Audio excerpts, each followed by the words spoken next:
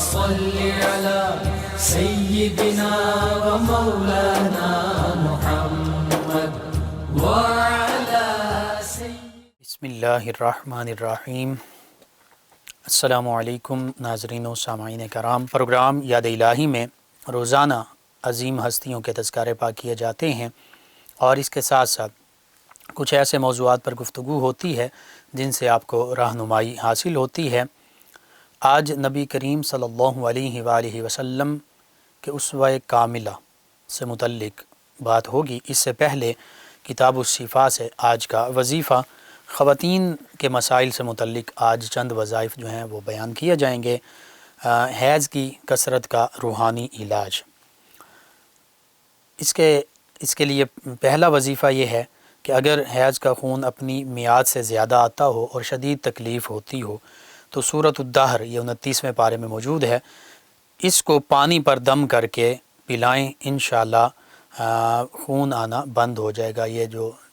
کثرت حیض ہے اس پرابلم سے اللہ سبحانہ وتعالی نجات عطا فرمائے گا۔ دوسرا وظیفہ یہ ہے، روحانی علاج یہ ہے کہ سورۃ الکوثر اس کو 21 مرتبہ بارش کے پانی پر دم کر کے پئیں، اول آخر 3 مرتبہ درود پاک پڑھیں۔ انشاءاللہ اس روحانی علاج سے بھی کثرت حیض کی جو بیماری ہے، جو پرابلم ہے، اس سے اللہ تعالی نجات عطا فرمائے گا۔ اسی طرح اس کے برعکس بھی بعض اوقات معاملہ ہوتا ہے حیض کی کمی، تو حیض کی کمی کا روحانی علاج، اگر حیض آنا بند ہو جائے یا بہت کم آتا ہو جس کی وجہ سے خواتین شدید تکلیف میں ہوتی ہوں، تو ان آیات کو موم جامع کر کے پیٹ پر باندھ لیں، انشاءاللہ حیض جاری ہو جائے گا۔ آیات کیا ہیں؟ وَجَعَلْنَا فِيهَا جَنَّاتٍ مِّن نَخِيلٍ وَأَعْنَابٍ وَفَجَّرْنَا فِيهَا مِنَ الْعُيُونِ لِيَأْكُلُوا مِن ثَمَرِهِ وَمَا عَمِلَتْهُ أَيْدِيهِمْ أَفَلَا يَشْكُرُونَ۔ ترجمہ اس کا کچھ یوں ہے، اور ہم نے اس میں باغ بنائے کھجوروں اور انگوروں کے، اور ہم نے اس میں کچھ چشمے بہائے کہ اس کے پھلوں میں سے کھائیں، اور یہ ان کے ہاتھ کے بنائے ہوئے تو نہیں، تو کیا حق نہیں مانیں گے؟ اور یہ آیت کریمہ، اس کے بعد یہ دوسری آیت کریمہ یہ بھی پڑھنی ہے،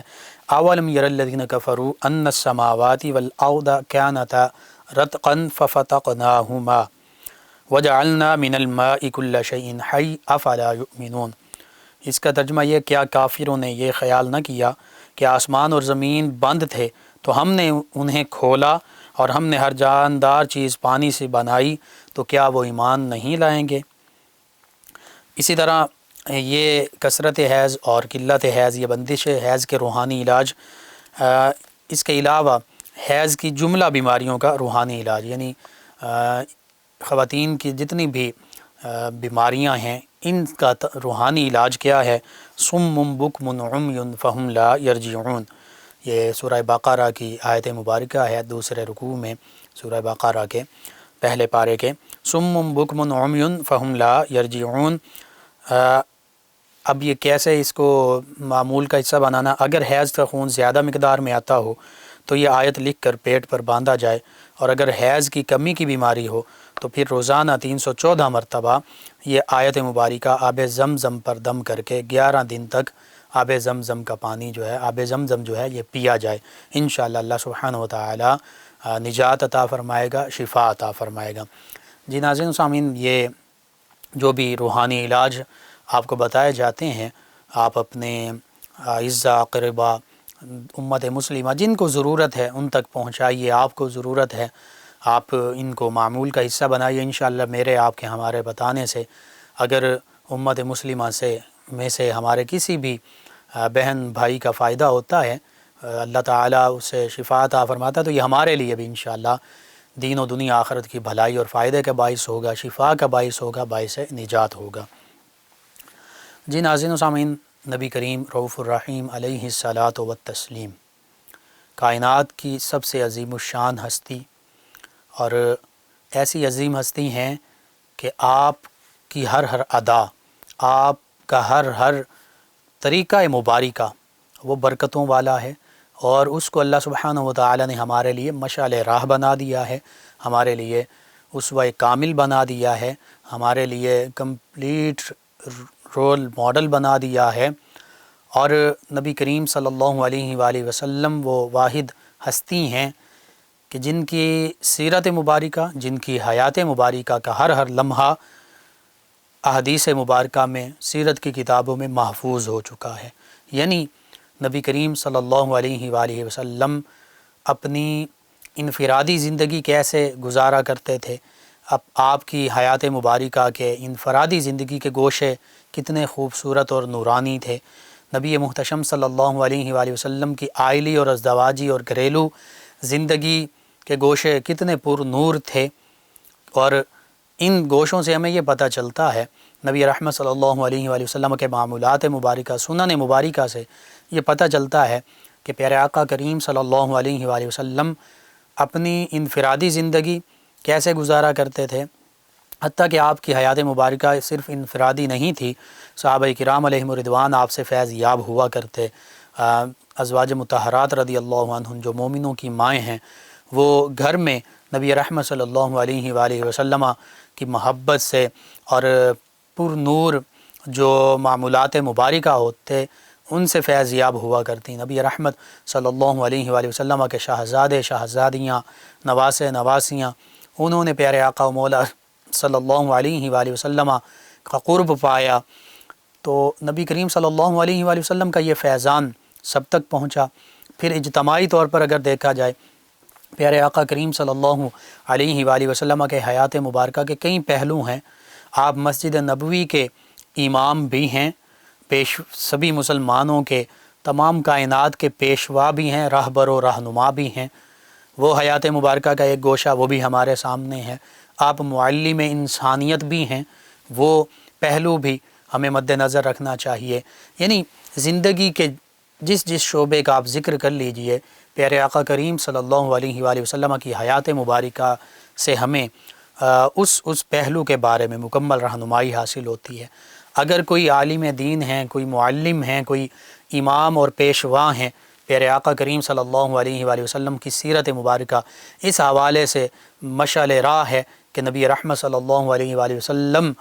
امام الائمہ ہیں، امام الانبیاء والمرسلین ہیں، اماموں کے امام ہیں، ساری کائنات کے امام ہیں، سبھی انبیاء و مرسلین علیہم الصلاۃ والتسلیم کے امام ہیں۔ اسی طرح کوئی ٹیچر ہے، کوئی پروفیسر ہے، کوئی معلم ہے، مدرس ہے، اور اس کے ذمے یہ ذمہ داری ہے، یہ اس کا فریضہ ہے کہ وہ طلباء کو، بچوں کو پڑھاتا ہے کسی بھی لیول پہ، اسکول، کالج، یونیورسٹی، مدارس میں، تو پھر اس کے لیے بھی سب سے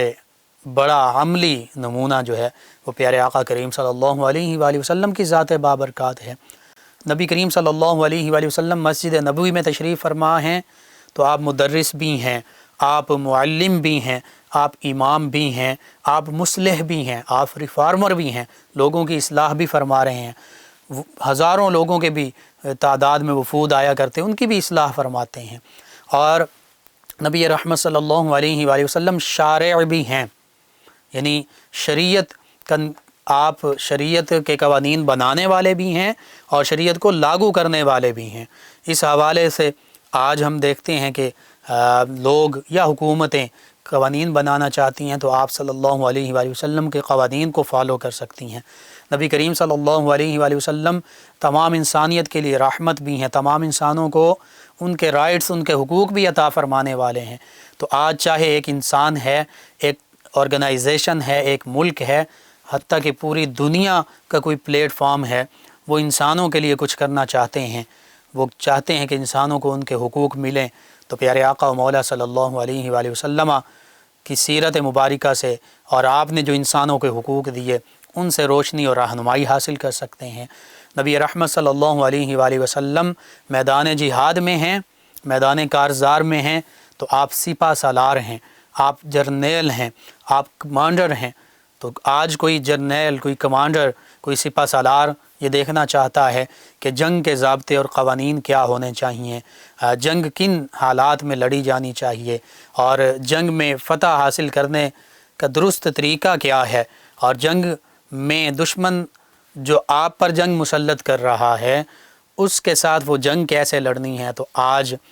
ان تمام لوگوں کے لیے جو عسکری محاذ پر نبرد آزما ہیں، پیارے آقا صلی اللہ علیہ وآلہ وسلم مشعل راہ ہیں، قابل تقلید نمونہ ہیں۔ اسی طرح تاجر آپ نے دیکھنا ہے کہ اچھا تاجر کیسا ہوتا ہے، عظیم تاجر کیسے بنا جا سکتا ہے۔ نبی رحمت صلی اللہ علیہ وآلہ وسلم کے شام کے جو تجارت کے سفر ہیں ان کو پڑھیے کہ کیسے ایمانداری کے ساتھ، کیسے اچھے طریقے کے ساتھ نبی رحمت صلی اللہ علیہ وآلہ وسلم نے تجارت فرمائی اور دوہرا منافع، دگنا منافع کمایا، ایمانداری کے ساتھ اس میں برکتیں حاصل کیں۔ تو یوں آج جو بھی ٹریڈرز ہیں، جو تاجر ہیں، جو بزنس مین ہیں، وہ نبی رحمت صلی اللہ علیہ وآلہ وسلم کی تجارت کے طریقوں کو اپنا کر کامیابی حاصل کر سکتے ہیں۔ اسی طرح زندگی کے دیگر شعبے ہیں، جن جن شعبوں کو دیکھتے جائیے، اگر کوئی یہ چاہتا ہے کہ وہ عظیم باپ بن جائے، والد کی ذمہ داریاں وہ پوری کرے، تو نبی رحمت صلی اللہ علیہ وآلہ وسلم سب سے مثالی باپ بھی تھے، عظیم والد تھے۔ تو دیکھے کہ کیسے نبی کریم صلی اللہ علیہ وآلہ وسلم نے اپنی اولاد مبارکہ سے شفقت اور محبت کا اظہار فرمایا۔ آج کوئی مثالی بیٹا بننا چاہتا ہے تو دیکھیں نبی کریم صلی اللہ علیہ وآلہ وسلم نے کیسے اپنی والدہ، رضائی والدہ ماجدہ سیدہ اماں حلیمہ سعدیہ رضی اللہ عنہا کے ساتھ خوبصورت اور محبت بھرا سلوک کیا۔ آج کوئی مثالی بھائی بننا چاہتا ہے تو سیدہ شیمہ رضی اللہ عنہا کے ساتھ نبی رحمت صلی اللہ علیہ وآلہ وسلم کا سلوک کیسے تھا، یہ پڑھے۔ اسی طرح کوئی بہترین شوہر بننا چاہتا ہے تو دیکھے کہ نبی کریم صلی اللہ علیہ وآلہ وسلم کا اپنی ازواج مطہرات رضی اللہ عنہن کے ساتھ سلوک کیسا تھا۔ الغرض آپ زندگی کے ہر پہلو کو کھولتے جائیے، نبی رحمت صلی اللہ علیہ وآلہ وسلم کی سیرت مبارکہ کو پڑھتے جائیے، آپ کو زندگی کے ہر شعبے، ہر پہلو کے حوالے سے پیارے آقا کریم صلی اللہ علیہ وآلہ وسلم کی حیات مبارکہ سے مکمل رہنمائی حاصل ہوگی۔ اللہم صلی علی سیدنا و مولانا محمد وعلی جی ناظرین و سامعین، نبی رحمت صلی اللہ علیہ وآلہ وسلم کی سیرت مبارکہ وہ خوبصورت عملی نمونہ ہے کہ اللہ سبحانہ وتعالی نے فرمایا لقد کان لکم فی رسول اللہ اسوۃ حسنہ، کہ بے شک رسول اللہ صلی اللہ علیہ وآلہ وسلم کی حیات مبارکہ میں تمہارے لیے عملی نمونہ موجود ہے، اسوہ حسنہ موجود ہے، خوبصورت پیروی اور پیروی کا ذریعہ موجود ہے، خوبصورت رہنمائی موجود ہے۔ اور فرمایا کن کے لیے؟ لمن کان یرجو اللہ والیوم الآخر وذکر اللہ کثیرا، ان کے لیے جو اللہ کی بارگاہ میں لوٹنے کی امید رکھتے ہیں، یوم آخرت پر ایمان رکھتے ہیں، اور جو کثرت کے ساتھ اللہ سبحانہ وتعالی کا ذکر کرتے ہیں، اللہ کو یاد کرتے ہیں، اللہ اللہ کرتے ہیں، نماز پڑھتے ہیں، قرآن کریم کی تلاوت کرتے ہیں، فرمایا ان لوگوں کے لیے نبی کریم صلی اللہ علیہ وآلہ وسلم کی حیات مبارکہ مکمل طور پر مشعل راہ کی حیثیت رکھتی ہے۔ نبی کریم رؤوف الرحیم علیہ الصلاۃ والتسلیم کے حیات مبارکہ کے کئی پہلوؤں کا ذکر ہوا۔ اگر ہم پیارے آقا کریم صلی اللہ علیہ وآلہ وسلم کی حیات مبارکہ کے ایک بھی پہلو پر تفصیل کے ساتھ اور ضروری سیر حاصل گفتگو کرنا چاہیں تو کئی پروگرامز جو ہیں وہ اس میں کیے جا سکتے ہیں۔ نبی کریم صلی اللہ علیہ وآلہ وسلم بطور مالک، بطور آقا، کیونکہ تمام صحابہ کرام علیہم رضوان نبی کریم صلی اللہ علیہ وآلہ وسلم کے غلام بھی ہیں، اور اس غلامی پر وہ ناز کیا کرتے تھے، اور اس کے علاوہ بھی چند خاص خدام بھی تھے، غلام بھی تھے، جیسے زید بن حارث رضی اللہ عنہ ہیں۔ اور دیکھیے ابھی مکہ مکرمہ میں وہ غلام ہیں نبی کریم صلی اللہ علیہ وآلہ وسلم کے، اور نبی کریم صلی اللہ علیہ وآلہ وسلم کا ان کے ساتھ محبت کا عالم دیکھیے۔ اس سے پتہ چلتا ہے کہ آج جو امپلائر ہیں ان کا اپنے امپلائی کے ساتھ رویہ کیسا ہونا چاہیے، سلوک کیسا ہونا چاہیے، کہ آقا کریم صلی اللہ علیہ وآلہ وسلم کے غلام ہیں، نبی کریم صلی اللہ علیہ وآلہ وسلم نے ایک گھر کے فرد کی طرح ان کے ساتھ محبت کا اظہار فرمایا، حتیٰ کہ مکہ مکرمہ میں یہ کس نام سے مشہور ہوتے ہیں؟ زید بن محمد، زید بن حارث کے نام سے نہیں مشہور ہوتے، زید بن محمد، سبھی ان کو یہ کہتے ہیں کہ یہ محمد صلی اللہ علیہ وآلہ وسلم کے بیٹے ہیں، یعنی اپنے بیٹوں کی طرح پیارے آقا کریم صلی اللہ علیہ وآلہ وسلم نے ان سے محبت اور شفقت کا اظہار فرمایا۔ تو پتہ چلتا ہے کہ غلاموں کے ساتھ، اپنے ماتحتوں کے ساتھ کیسا سلوک ہونا چاہیے۔ اور پھر یہی زید بن حارث رضی اللہ عنہ ہیں کہ ان کے والد اور چچا ان کو لینے کے لیے آتے ہیں مکہ مکرمہ، تو پیارے آقا کریم صلی اللہ علیہ وآلہ وسلم فرماتے ہیں بالکل ٹھیک ہے، آپ ان کو لینے کے لیے آئے ہیں، آپ کے یہ بیٹے ہیں، بھتیجے ہیں، آپ ان سے پوچھ لیجئے، جو یہ کہیں گے مجھے وہ منظور ہے۔ اگر یہ آپ کے ساتھ جانا چاہتے ہیں ٹھیک ہے، آپ کے ساتھ جائیں، میرے پاس رہنا چاہتے ہیں میرے پاس رہیں، اور قربان جائیے نبی رحمت صلی اللہ علیہ وآلہ وسلم کے اس محبت اور شفقت بھرے سلوک پر کہ سیدنا زید بن حارث رضی اللہ عنہ سے ان کے والد جو کافی عرصے بعد ان کو ملے ہیں، اور ان کے چچا کہتے ہیں کہ بیٹا ہمارے ساتھ چلو، ہمارے ساتھ اپنے گھر چلو، تو سیدنا زید بن حارث رضی اللہ عنہ کیا فرماتے ہیں؟ آپ فرماتے ہیں ابا جان آپ سے مجھے بہت محبت ہے، چچا جان آپ سے محبت ہے، اپنے وطن سے محبت ہے، لیکن جو نبی کریم صلی اللہ علیہ وآلہ وسلم سے محبت ہے، ان کا جو محبت بھرا مجھ سے سلوک رہا ہے، جو رویہ ہے، جو شفقت ہے، یہ میں بھول نہیں سکتا، ان کو میں چھوڑ ہی نہیں سکتا۔ تو ان کے والد گرامی، والد اور چچا واپس چلے جاتے ہیں، سیدنا زید بن حارث رضی اللہ عنہ نبی کریم صلی اللہ علیہ وآلہ وسلم کی بارگاہ میں رہنے کو ترجیح دیتے ہیں۔ یہ شان ہے پیارے آقا کریم صلی اللہ علیہ وآلہ وسلم کی کہ آپ بتا رہے ہیں کہ اپنے ماتحتوں کے ساتھ، اپنے غلاموں کے ساتھ، آپ نے اپنے امپلائیز کے ساتھ کیسا رویہ اختیار کرنا ہے۔ اور پھر نبی کریم صلی اللہ علیہ وآلہ وسلم کے حکم پر دین اسلام کی تعلیمات کے مطابق انہی کا نکاح، اور یہ واحد صحابی ہیں جن کا نام کے ساتھ ذکر قرآن مجید فرقان حمید میں آیا ہے، سورہ احزاب میں 22ویں پارے میں۔ کیسی شان ہے ان کی کہ نبی کریم صلی اللہ علیہ وآلہ وسلم کی غلامی ملی تو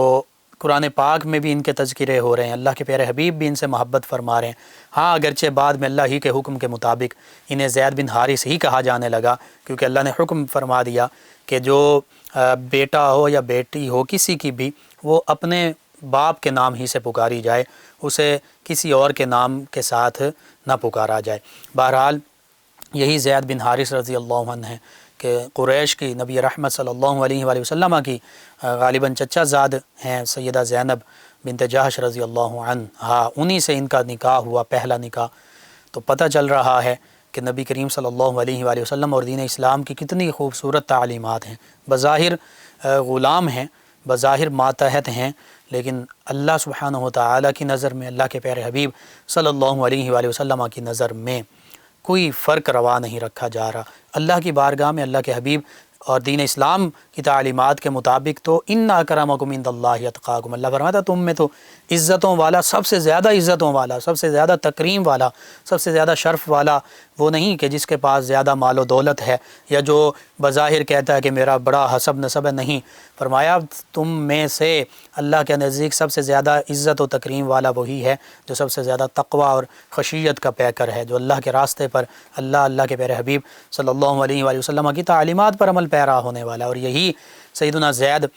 بن حارث رضی اللہ عنہ ہیں کہ ان کا پھر دوسرا عقد جو ہے سیدہ ام ایمن رضی اللہ عنہا سے ہوتا ہے، جو نبی کریم صلی اللہ علیہ وآلہ وسلم کی رضائی والدہ ہیں۔ سیدنا اسامہ بن زید رضی اللہ عنہ انہی کے شاہزادے ہیں کہ نبی رحمت صلی اللہ علیہ وآلہ وسلم جنہیں اپنے ساتھ اپنی سواری پر بٹھاتے ہیں، اور وصال سے پہلے جو آخری آپ نے مہم روانہ فرمائی صحابہ کرام کی، اس کا سربراہ کس کو بنایا؟ اس کا سربراہ حضرت زید رضی اللہ عنہ کے صاحبزادے سیدنا اسامہ بن زید رضی اللہ عنہ کو بنایا گیا، حتیٰ کہ بعد میں جب نبی کریم صلی اللہ علیہ وآلہ وسلم کا وصال ہوا، سیدنا ابو بکر صدیق رضی اللہ عنہ نے سیدنا اسامہ بن زید رضی اللہ عنہ واپس آئے پیارے آقا کے وصال کی وجہ سے، تو اب دوبارہ اس مہم، اس لشکر کو بھیجنا تھا، تو صحابہ کرام میں سے چند ایک نے کہا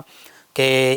اسامہ بن زید رضی اللہ عنہ ابھی چھوٹے ہیں، عمر میں اتنا تجربہ کار نہیں ہے، کسی اور صحابی رضی اللہ عنہ کو بھیج دیا جائے۔ سیدنا ابو بکر صدیق فرماتے نہیں، جن کو میرے آقا نے لشکر کا سربراہ بنا کر بھیجا ہے، سپہ سالار بنا کر بھیجا، میں انہیں ہی بھیجوں گا۔ یہ شان ہے غلاموں کی، اسلام میں خواتین کو عزتیں دی گئی، حقوق دیے گئے، تو اسلام سے بڑھ کر نبی رحمت صلی اللہ علیہ وآلہ وسلم کی تعلیمات سے بڑھ کر کسی کو بھی حقوق اور رائٹس نہیں دیے گئے۔ اللہ سبحانہ وتعالی سے دعا ہے اللہ تعالی ہمیں نبی کریم صلی اللہ علیہ وآلہ وسلم کے اسوہ کاملہ پر مکمل طور پر عمل پیرا ہونے کی توفیق عطا فرمائے، آمین۔ اللہم صلی علی سیدنا و مولانا محمد وعلی آپ سماعت فرما رہے ہیں پروگرام یاد الہی۔ ناظرین اس دوران ہمیں جوائن کیا شاہد محمود صاحب نے، کہتے ہیں السلام علیکم۔ جی وعلیکم السلام۔ آیت مبارکہ انہوں نے پوچھی جو آج بیان کی گئی جی سورہ یاسین کی آیت کریمہ 34، 35 اور 36 ہیں۔ پورا سال خوشحالی کے لیے دعا کا آپ نے پوچھا ہے۔ غالباً لا الہ الا اللہ الملک الحق المبین سیدنا محمد الرسول اللہ صادق الوعد الامین، اس کو کثرت سے پڑھیں۔ وسیم عباس صاحب علم اضافے کے لیے وظیفہ انہوں نے پوچھا ہے جی ربی زدنی علما اور یا قوی ہر فرض نماز کے بعد اس کو آپ اپنے معمول کا حصہ بنائیے، 11 مرتبہ پڑھیے۔ پلاٹ نہیں بک رہا، اس کے لیے کوئی وظیفہ پوچھا ہے جی آپ یا مسبب الاسباب پڑھتے رہیے، اللہ کوئی بہتر اسباب پیدا فرما دے گا۔ محمد ساجد صاحب ہیں گردوں کے لیے وظیفہ، یہ گردوں کی پتھری کے لیے جو ہے یہ سورہ بقرہ پہلے پارے میں اس کا 9واں رکوع ہے اور 9ویں رکوع کی دوسری آیت ہے، اس کو آپ 41 مرتبہ پڑھ کر پانی پر دم کر دیں۔ پھنسیوں کے لیے وظیفہ پوچھا ہے جی یا رقیبو، اس کو پڑھیں کم از کم 41 مرتبہ پڑھ کر پانی پر دم کر کے پانی پی لیں، پھنسیوں پر دم کر دیں۔ کہتے ہیں کہ خلیل صاحب ہیں کل کہتے ہیں کروانے چاہیے جی، اصال ثواب ہے، فرض واجب نہیں ہے، اصال ثواب ہے، مقصد ہے قرآن پاک یا دیگر اوراد و وظائف پڑھ کر اصال کر دیا جائیں، بالکل اس کا حکم ہے۔ اور کہتے ہیں کہ عیسائیوں کے گھر سے کھانا آئے تو کھا لینا چاہیے۔ اس حوالے سے یہ ہے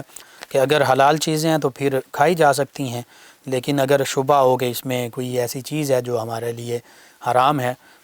تو پھر اس سے بچنا زیادہ بہتر ہے۔ حافظ محمد صاحب ہیں، کہتے ہیں 2 اہم باتیں، مفلس سے پناہ مانگو اور زمانے کے واقعات سے عبرت حاصل کرو، یہ اللہ کی محبت کی علامت ہے۔ جی ٹھیک ہے، بالکل صحیح بات کی۔ افتخار ڈوگر صاحب ہیں، غلام حسین ڈوگر، احمد ڈوگر، غلام فاطمہ صاحبہ، کہتے ہیں آپ کا پروگرام سن رہے ہیں، آپ کا شکریہ۔ ہمارے لسنر ہیں، کہتے ہیں نزلہ زکام کے لیے کوئی وظیفہ؟ یہ نزلہ زکام کے لیے سورۃ الدہر کی آیت 13 کو 41 مرتبہ پڑھ کر پانی پر دم کر دیں، مریض کو پلاتے رہیں، اللہ تعالیٰ شفا عطا فرمائے گا۔ احمد مرزا صاحب ہیں، کہتے ہیں میرے دوست بھی پروگرام سن رہے ہیں، ساری ٹیم کو سلام۔ جی وعلیکم السلام۔ اور ایک ہمارا لسنر ہے، انہوں نے کہا السلام علیکم۔ جی وعلیکم السلام، کہتے ہیں لقمان بھائی کیا حال ہے؟ جی الحمدللہ۔ محمد رضوان صاحب ہیں، کہتے ہیں ماشاءاللہ بہت اچھا پروگرام ہے۔ محمد شہزاد صاحب ہیں، کہتے ہیں السلام علیکم، پوری ٹیم کو سلام۔ جی وعلیکم السلام، کہتے ہیں لقمان بھائی آپ کا 18 اکتوبر والا پروگرام یوٹیوب پہ اپلوڈ نہیں ہوا۔ جی انشاءاللہ ہو جائے گا، وہ بھی اپلوڈ ہو جائے گا، آپ دیگر پروگرامز جو ہیں ان سے فائدہ حاصل کر لیجئے۔ جی ناظرین و سامعین، آپ کا بہت شکریہ کہ آپ پروگرام کو سماعت کرتے ہیں، اپنے فیڈ بیک سے آگاہ کرتے ہیں۔ آج ریڈیو ٹفینز FM 96.6 کی 6th اینیورسری یعنی 6ٹی جو اس کی تقریبات ہیں 6 سال پورے ہونے کی، وہ منائی جا رہی ہیں۔ آپ بھی ہمارے اینیورسری میں شامل ہو سکتے ہیں اور اس کے لیے آپ SMS اور کالز کے ذریعے ہمیں جوائن کیجئے 0334 19 66 966 پر۔ انشاءاللہ ہمارے لسنرز ویورز میں سے چند ایک جو ہیں ان کو ہم گفٹ ہیمپرز بھی روانہ کریں گے